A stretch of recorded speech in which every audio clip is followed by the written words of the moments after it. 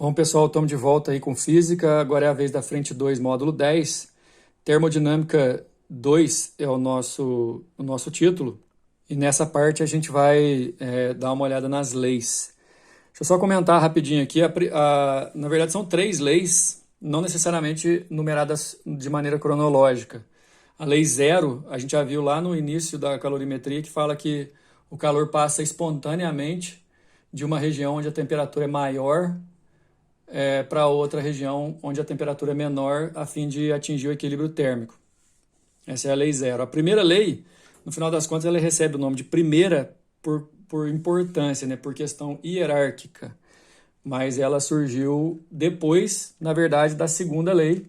Cronologicamente, isso aí está invertido. A segunda lei fala sobre os rendimentos das máquinas. Como eu falei no exercício anterior, essa parte da física tem muita intimidade com a Revolução Industrial. E na época das proposições, invenções de máquina, a principal busca era para máquinas que tinham um rendimento melhor. Quer dizer, outra coisa óbvia é que hoje em dia as máquinas térmicas são muito melhores em rendimento do que as máquinas mais antigas. Mas, enfim, essa busca, inclusive, ainda continua. Máquinas que consigam melhorar o seu rendimento são a grande paixão aí de muitos inventores. Mas é o seguinte, a primeira lei ela fala sobre o princípio da conservação de energia, que basicamente diz o seguinte: quando você fornece energia para um gás, ele não vai destruir essa energia e nem vai fazer mais energia com isso. Ele vai usar especificamente a quantidade de energia que você deu para duas coisas. Ou ele vai realizar trabalho, ou ele vai variar a energia interna. Na verdade, ele pode fazer as duas coisas ao mesmo tempo. Na apostila de vocês, a primeira lei está assim, ó, que toda energia pode ser transformada em trabalho e variação da energia interna, levando em consideração que a energia não se destrói e não se cria, ela se conserva. Muitos outros livros vão citar a primeira lei dizendo que a variação sofrida na energia interna de um sistema gasoso é, na verdade, a diferença entre a energia trocada com o meio e o trabalho realizado por essa massa. Essas duas significam exatamente as mesmas coisas, só que para vocês que vão fazer vestibular e tudo mais, interpretações são muito importantes. Essa parte aqui não precisa decorar, é só raciocinar. Por exemplo, na isovolumétrica o trabalho é zero. Se o trabalho aqui é zero, toda a energia que o gás recebe ele vai usar exclusivamente para variar a energia interna. Na isotérmica, a energia interna não varia, porque a temperatura não varia. Isso significa que toda a energia ele pode usar para realizar trabalho. E essa transformação aqui, a transformação adiabática, transformações rápidas que impossibilitam troca de energia. Nesse caso, você tem o Q valendo zero, aí ΔU e trabalho, energia interna e trabalho, vão ter os mesmos valores. A variação da energia interna e o trabalho serão iguais em módulo, só que quando um é positivo, o outro é negativo. Representando, por exemplo, que quando na adiabática o gás expande, ele esfria. Você percebe isso muito quando você sopra a mão com a boca muito pouco aberta, próximo do assovio. Ou então quando está usando um aerosol.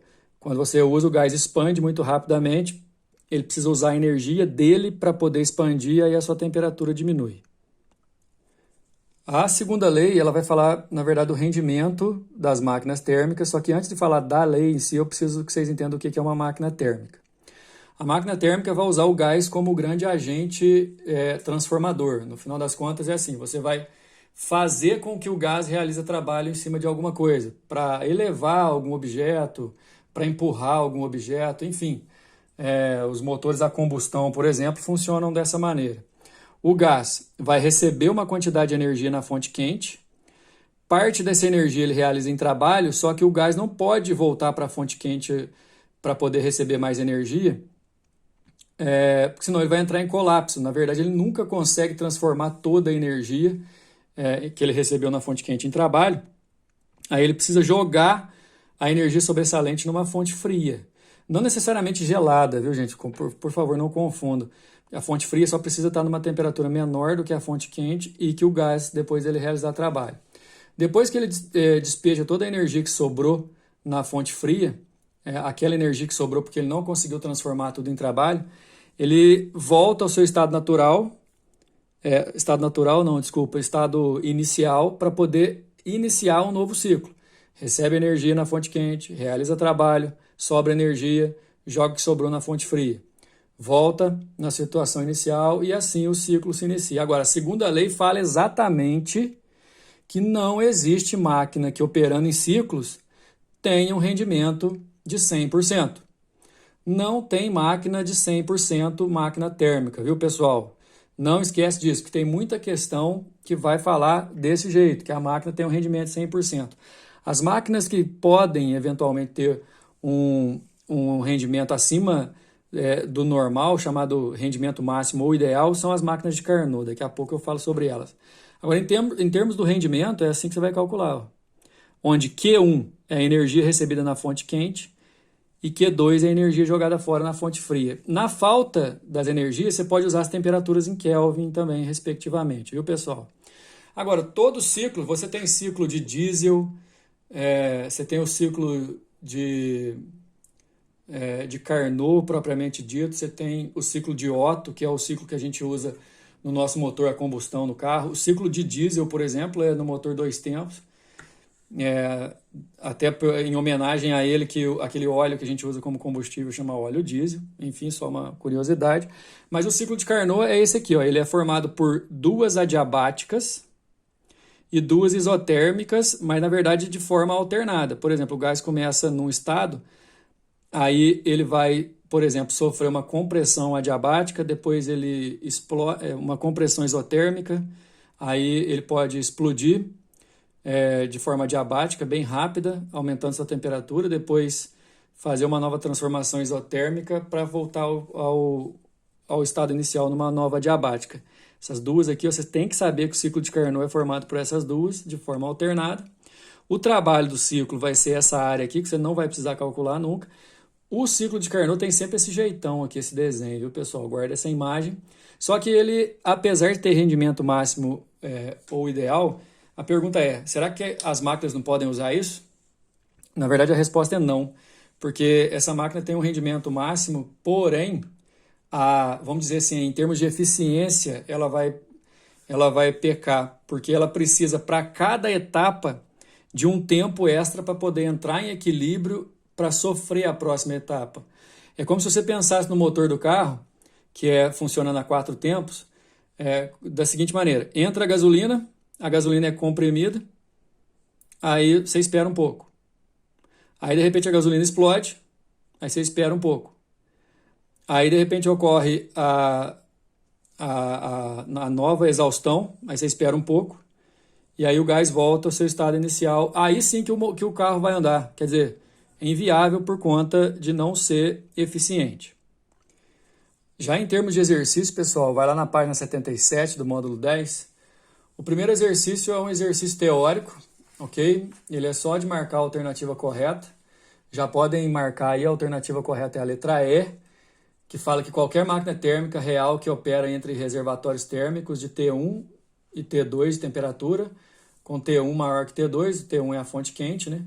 Tem rendimento menor do que qualquer máquina térmica reversível que opera entre os reservatórios térmicos com mesmas temperaturas T1 e T2. Quando a máquina é reversível, ela já não é uma máquina de ciclos e ela vai ter realmente um rendimento maior do que o esperado, certo? A resposta é a letra E. Agora, a número 2 traz o ciclo de diesel. O ciclo de diesel é formado aqui por uma transformação isotérmica de A para B, isobárica de B para C, isotérmica de C para D, isovolumétrica de D para A. Ele conta aí a história do diesel, tal, e é só de marcar também a questão. Só que assim, a resposta fala necessariamente sobre a transformação BC. A transformação BC é uma transformação isobárica, tá vendo? A pressão de B e a pressão de C são as mesmas, só que de A para B o volume aumenta. Então, isso aqui, ó, se você fosse, deixa eu achurar aqui, ó, se você colorisse só a transformação BC, ó, essa área aqui vai te dar o trabalho que é feito nessa transformação. E outra coisa, de B para C o trabalho é trabalho de expansão. E daí, nesse caso, necessariamente, se a pressão é a mesma e o volume aumenta, lembra que na isobárica, volume e temperatura são diretamente proporcionais. Se o volume está aumentando, a temperatura também vai aumentar, por isso a resposta é a letra E. Antes de passar para o número 5, que está aí na imagem, pessoal, o 3 e o 4 são exercícios que falam sobre teoria também. O número 3, por exemplo, está pedindo para você imaginar um motor de um automóvel funcionando em marcha lenta. E se uma pessoa resolve vedar o escapamento desse automóvel, ou seja, aquela parte que joga os gases restantes da combustão para fora, você tamparia lá e evitaria esse gás de sair. Primeiro que vai jogar esse gás para dentro do carro e esse gás é nocivo. Segundo, que o motor vai parar de funcionar, ele vai entrar em colapso. Não porque o escapamento é a única parte que resfria o motor, certo? Porque o motor do carro tem duas partes que resfriam o motor. A primeira e principal é o radiador, que é aquele que você já deve ter visto aí o pessoal que dirige, colocar água, usar água para poder fazer o resfriamento, mas o escapamento também ajuda nesse processo de resfriamento. Então, assim, o carro vai parar de funcionar, de acordo com o princípio da termodinâmica, faltará uma fonte fria. Não é que faltará uma fonte fria necessariamente, mas a fonte fria vai ser prejudicada, ele não vai funcionar como deveria. É importante frisar nisso, né, que o escapamento não é a única fonte fria, mas a resposta do número 3 é a letra A, porque vai entrar em defeito aí a fonte fria. Já o número 4 fala sobre um livro do Maxwell, que chama Teoria do Calor, e nesse caso é só para você ler e tentar assimilar as informações do texto, qual seria o que melhor completa o finalzinho do texto ali, que diz o seguinte: sem realização de trabalho, ele aumentará a temperatura, no caso ele é o gás de B, e diminuirá a temperatura de A. Em contradição com, quer dizer, ele está falando o seguinte, a resposta aí vai ser segundo a lei da termodinâmica, levando em consideração que o texto fala sobre algo que é relativo a um rendimento maior do que 100%, ou um rendimento igual a 100%, desculpa, gente. No caso, ele fala também um outro termo aí que é bem complicado, que é o termo entropia. Pensa em entropia como energia de organização. A energia necessária para organizar. Por exemplo, você pega uma garrafa que está prestes a congelar e você coloca a tua mão deu energia suficiente para as partículas se organizarem e atingir o estado de entropia para poder passar para o estado sólido. É assim que a gente congela as coisas com a mão quando vai pegar no freezer. Mas nesse caso, assim, o estado de organização não tem nada a ver com a questão da energia trocada na segunda lei, por isso que a resposta é a letra B. Para finalizar, o exercício número 5, ele é um exercício para a gente poder aplicar essa fórmula para calcular rendimento, mas fica mais interessante, por exemplo, você poder fazer assim também, né? Você já faz o mínimo múltiplo comum antes e o desenho te mostra que tem 24 joules entrando, 24 seria então a energia da fonte quente, e 12 joules saindo, né? 12 joules seria a energia desperdiçada na fonte fria. Se você fizer 24 menos 12 dividido por 24 vai dar meio, o que significa 50% de rendimento dessa máquina, certo? Pessoal, façam exercício da tarefa, estudem. Vocês estão no ano decisivo, apesar de toda essa confusão que a gente está tendo aí nos nossos horários. Se dediquem, estou à disposição para as dúvidas, a gente terminou frente 2. Próximos módulos de física completamente novos para vocês, nós vamos falar sobre eletrodinâmica, beleza? Até mais!